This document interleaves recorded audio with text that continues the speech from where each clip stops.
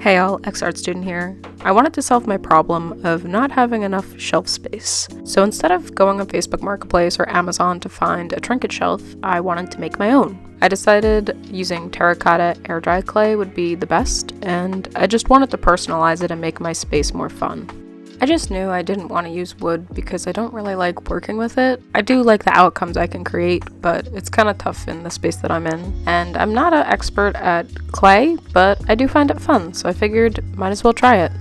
Here I'm making this crescent moon planter. I wanted it to hang on the wall and have some cute little plants hanging from it. Next up, I wanted to create some kind of leaf shelf to put on my wall. I decided to go with a monstera plant because I really like the color of it and the shape. I had fun cutting out the little pieces, and it seemed like the easiest leaf to do, as well as the leaf that would have the most surface area for my little trinkets. I cut out the triangle to make it more sturdy against the wall, and I feel like you see that on all shelves, so might as well try to replicate what already works. The next shelf I wanted to create was a beetle. I thought it'd be really cool to have some kind of bug on my wall, and of course I chopped it in half. I knew I wouldn't be able to get a lot of things on this trinket shelf, but I thought it'd be fun to look at. Same goes for this moth. Just something pretty, something that I like, and it will add color to my walls. Like I said, I'm not an expert at clay, but I know that it needs to dry, and I flipped it over to try showing the more moisture side, some air, and hopefully by the time the holidays were over, it would all be dry, and fortunately it was. So I went in with my Dremel to make those nail holes and hoped it would all work out. We must always prep the surface with some gesso. So I used it as a hopefully protective layer so then the paint wouldn't seep into the clay. I don't know if that's a thing, but I just do it as a precaution and started decorating. I didn't have a true plan, I just wanted colors that I liked and for it to look nice.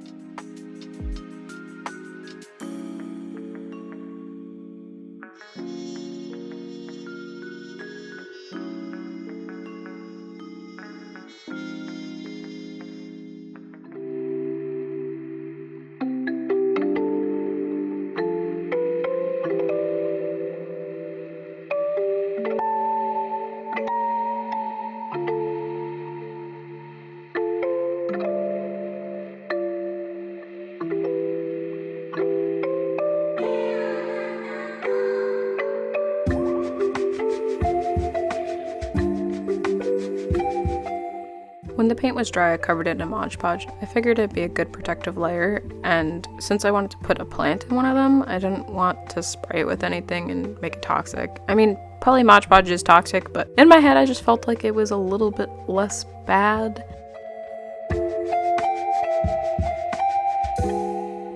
And here are all the cute shelves. Right after I finished this and took all these shots, of course a bunch of them fell because of the weight or because it wasn't balanced evenly and they broke. I wound up throwing out the beetle and the butterfly one. I kept the leaf, but I was still disappointed and felt like, well, what's next?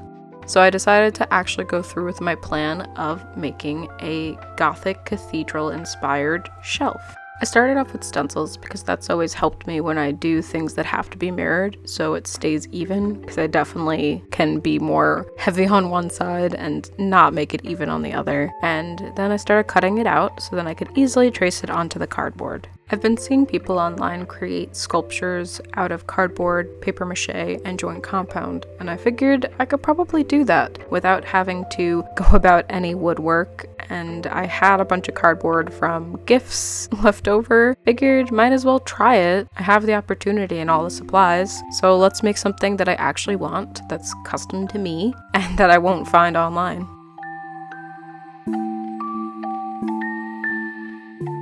The arches are going to be the top part of the shelf, and these bottom pieces are just going to be decorative to kind of hide the shelf, but also look really nice and tie it all together.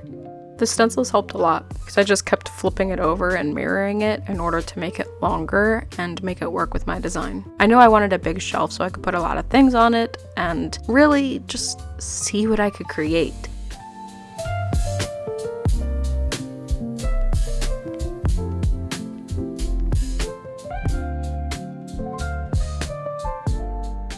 So sometimes I didn't have long enough cardboard pieces, so I would just go in with my hot glue gun, patch it together, and it would work. I figured since I would be covering it in paper mache and the joint compound, all of the little blemishes would be hidden. To add some dimension, I cut out pieces that would bump up another layer so it looked a little bit more ornate, like something you'd see on a real carved wooden piece. Without that little flare, it kind of looked too flat, so I was happy that I cut it out and spent the extra time doing it.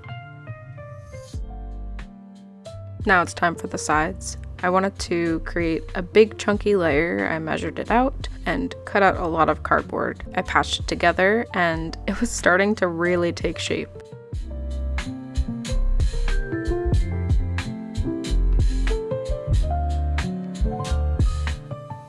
Next step was adding the actual shelf all of my little trinkets would sit on. So I just went with this big rectangle design and glued it to the bottom.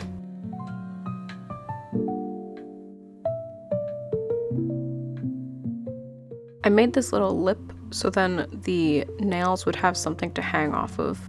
Next, I went through my piles and piles of newspapers that I've been saving just for this moment and cut it up in order to prepare for some paper mache.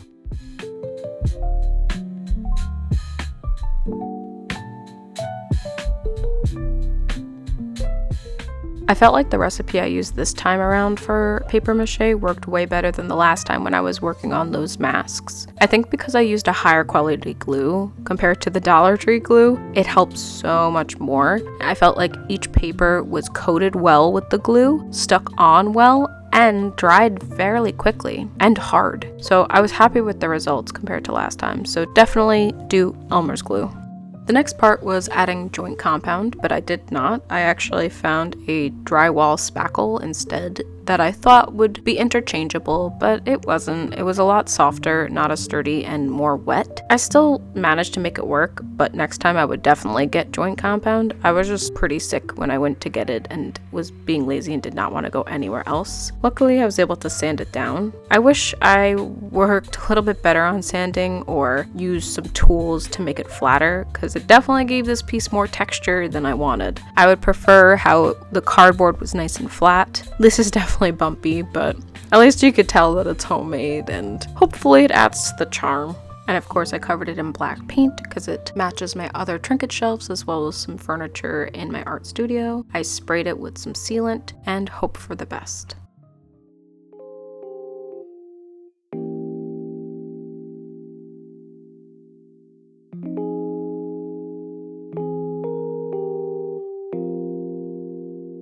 Now let's take a look at my first Gothic shelf.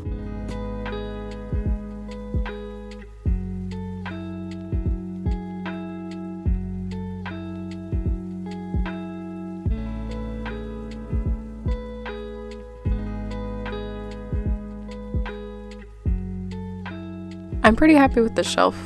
Unfortunately, when I first put all the trinkets on, I was like, oh yeah, the point of making it bigger was to put tons of stuff on, but then I hated the way it looks, so I had to minimize it. Anyways, I'm happy I tried it. It's not perfect, but it makes me happy, and it's a good starting point for future shelves. Just a reminder, I post Monday and Friday, Wednesday's a live stream, and I do shorts Monday through Friday. Remember, I sell a ton of art on my Etsy shop, and if you want to support my business as well as me, check it out. I post updates of art markets and reels and customer packages on Instagram. If you enjoyed being here, like, comment, and subscribe. I'd love to see you next time. Thanks, guys. See ya. Bye!